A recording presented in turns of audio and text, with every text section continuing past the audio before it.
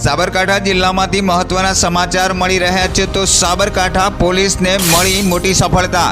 વડાલીના કેશરપુરા ગામની સીમમાંથી ઝડપાયું ગોજાનું વાવેતર।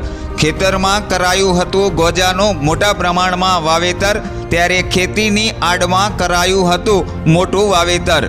વડાલી પોલીસે બાતમીના આધારે કરી રેડ, ત્યારે માદક પદાર્થના રવાડે કથિત યુવાધન થઈ રહ્યું છે બરબાદ। છેલ્લા કેટલાક સમયથી કરાયું હતું વાવેતર, ત્યારે લીલા ગોજાના 68 છોડ સાથે 40 કિલો કરતાં વધુનો જથ્થો કરાયો જપ્ત।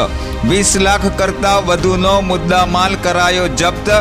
ત્યારે વડાલી પીઆઈ પીએસઆઈ સહિતનો પોલીસ સ્ટાફ ઘટના સ્થળે પહોંચી વધુ કાર્યવાહી હાથ ધરી। લીલા ગોજાના છોડ સાથે એક વ્યક્તિની કરી અટકાયત, ત્યારે મનજી રામજી ડુંડ નામના આરોપીની કથિત કરાઈ છે અટકાયત। પોલીસે આરોપી વિરુદ્ધ NDPS એક્ટ હેઠળ ગુનો નોંધ્યો। બ્યુરો રિપોર્ટ, ખબર વડાલી, સાબરકાંઠા।